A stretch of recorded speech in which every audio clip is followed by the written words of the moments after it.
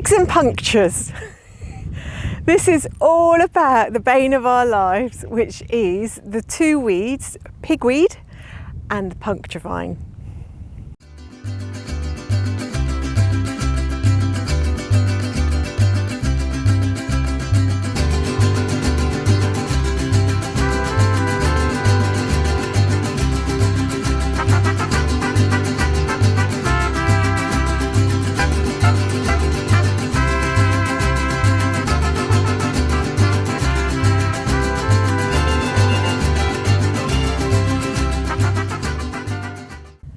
So half of the solution to getting rid of this stuff is knowing where they're likely to pop up.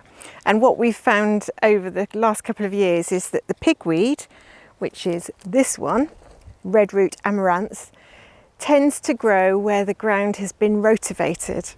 And that's probably because when you rotivate, you can activate the seeds inadvertently that can lie dormant between 15 and 20 years. And what we're also discovering is that the puncture vine, which is this one, which is massive, if I pull one out for you, hang on, let's do this. This can grow with a spread of up to 1 metre. So that's a good example. And it's covered in these green prickles, which turn hard and dark and then stick into the bottom of your shoes, which is how you inadvertently then spread it around. Or they just fall off and go in the ground. And we've got enormous clusters of these also popping in up in the areas where the ground has been rotivated. So the chances are that wherever there's pigweed, there's likely to be a puncture vine, and vice versa. So in that sense, they're not hard to pull up. There are absolutely masses of them, and we've got to get them out of the ground. Where else do they tend to pop up, Pete? No, here, this is where I've reduced the rotivated circle. Oh yeah, and they're harder to spot then, aren't they? Basically, inside where I've rotivated, I've reduced the size of the circle. So the old circle's So it's where the old circle was, slightly to the right. So we've even got them here, look.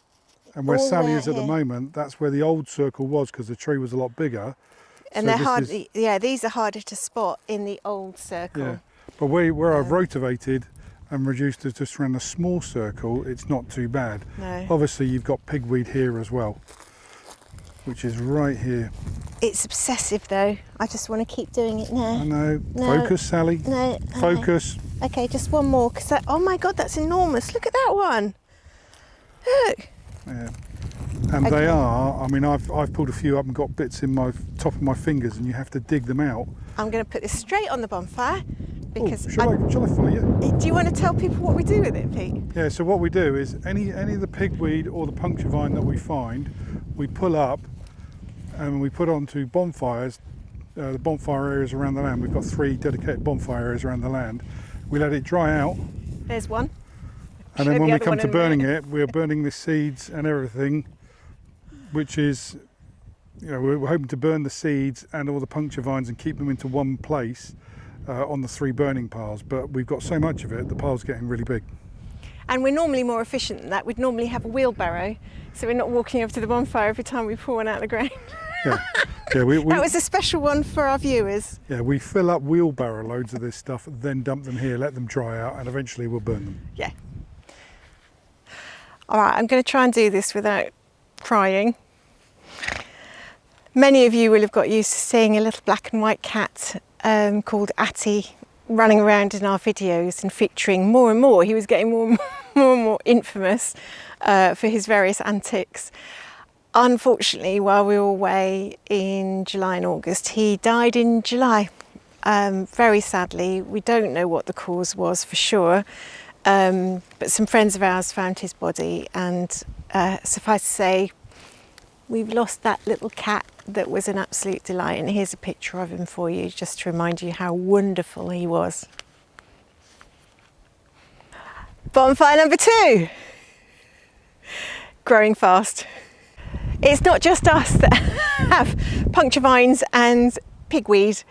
This is our next door neighbour's land to the north of us, and bear in mind that the prevailing wind here is the northerly, so I wouldn't be surprised if these dried out in the next few weeks and just undo all the hard work we've been doing by blowing the seeds into our land.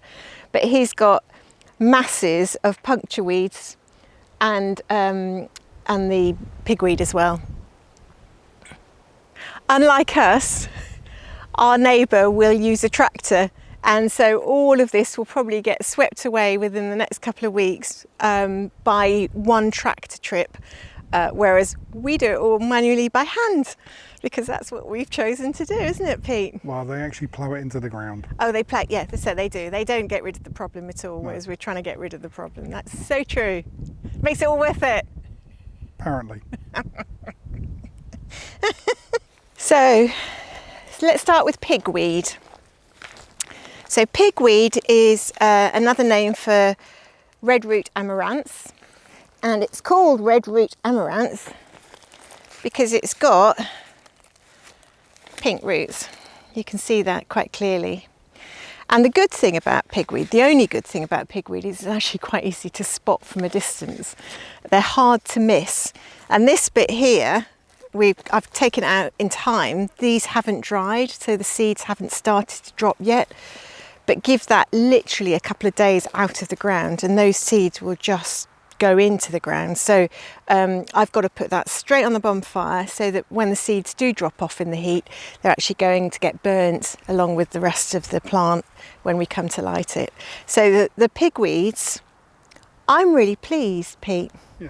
Because when we came out in September 23, after 3 months away, we were absolutely horrified at how many of these things there were. We had spotted them before we left in May, but we had no idea what they were. And the rotavator was broken, and we didn't have time to pull any of them up because they were surrounding the trees. So it took us literally a month to clear up the pigweed, by which point in September 23 they were completely dried out, completely dropped their seeds. So even when we took them to the bonfire, it's too late really, they'd already dropped all their seeds. So it's still fighting the battle from 2023. But that was one pigweed around one tree. Some of them have literally only got 1 or 2 now, whereas that year was horrendous. And here are a couple of pictures just to give you a feel for the difference between then and now. And you almost broke into tears when we drove up the driveway, didn't you, Sam? Yeah, head in hands. It was a head in hands moment. Had no idea they were going to get quite that bad. So this is actually a good example. I put these on the other day. Look at that, how dry that is now. Those seeds, I'm not going to do it because I don't want them to go everywhere, but those seeds will have dropped off if they were at the side of the trees. So yes. And we have found out that the seeds can lie dormant in the soil for about 17 years. 15 to 20 years, Yeah. yes. So when we were looking after the soil and rotavating nicely the patches, what we were doing is unleashing the beast. That's bonfire number 3. Bonfire number 3. Yay! Okay, puncture vine. I used to do it without gloves, but I've got tired of actually digging the needle, the spikes out of my tips of my fingers. So it doesn't stop it completely, but it helps if you put gloves on. And I've got a very trusty screwdriver. Yeah, I know, I'm just putting my gloves on. Screwdriver. So what you tend to find is they're quite easy to pick up. And I don't know if you can see here, but from where I'm standing here going backwards, you can see where it's all clear here, because I've cleared up the puncture vines and pigweed up to this point. And then from this point, if you just pan up and look up this way, you can see that the puncture vine are to the left of our ortolongo, which is our cropping area. So I'm gradually working my way all the way up, because last year I rotavated this on the side. And of course it all grows in the rotavated areas. This year when I rotivate it, because I re-rotivate it, we're going to buy a roller, because we're going to not compress the soil but just seal the soil up to try and stop everything from going in. So basically, if you want to find one of these, I tend to go down and I hook it from underneath to find where the base is, put the screwdriver underneath and pull it out. The other thing we tend to do, or it's because I'm moving up and down the land, I'll have a little trug in here, I'll fill up the trug, then I put the trug into the wheelbarrow. Talking about wheelbarrows and other things that you pull down the land, I've had to replace all the wheels on our carts and other things with wheelbarrows with solid tyres, because I think I've fixed about 8 tyres since we've been here, because these things, when they dry out, they just go in, forget it, they'll just rip your tyres to pieces and your inners. So that's why all of our equipment now has solid tyres on it. And when people come to visit, we tell them that you always have to wear shoes out, especially on the land, because when you get these things in your feet, they're killers. And we have to check our shoes before we get back to the patio, and we've got a special little bowl by the patio that you can stick the sticky seeds in, because they're so badly prickly. So I did half of this, which is about 40 metres, in half a day the other day.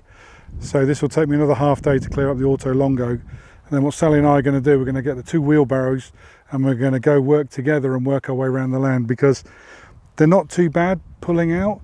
It's just the volume, but if we can get them out now, in the long run, it's saving us a huge amount of work. Probably take us, 3 days with the 2 of us? Yeah, I'd say probably 3 to 4 days at least. And so we've basically stopped everything else to focus on doing this, because this is a real priority with especially the puncture vine. I mean, it's just a killer. Our motto is maximum effort, maximum return, isn't it? No, our effort is we do a lot of work to try and stop us working even harder in the future. That's maximum return. Not quite. Oh. Whereas the Italians would leave it, plough it in and just go, I'll do the same again next year. Yeah, indeed. Right. Okay. Done.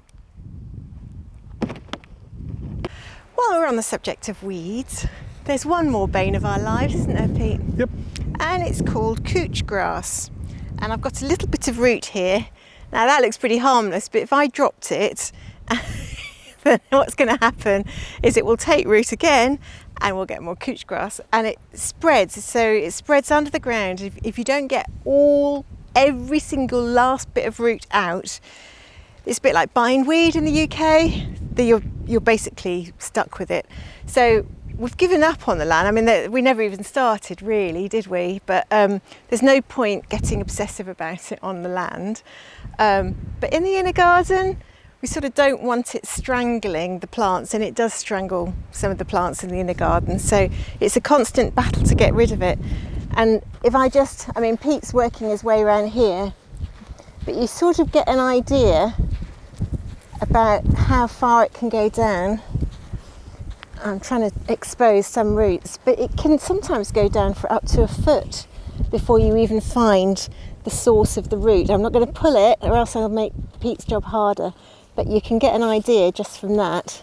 It sort of goes downwards and then it goes around. So all of this needs to come out really. Yeah, where Sally's standing, I've actually gone down with my screwdriver and followed the root systems as you're looking from right to left, and I'm moving across and following the root systems in between plants to try and get rid of it as much as we can within the inner garden. On the land itself, I've got a couple of ideas. I think I might be putting tarps over parts of the couch grass to kill it off and make it go white at some point, and then maybe attack parts of it. You'll never get rid of it, but to reduce it would be good. Disrupt it.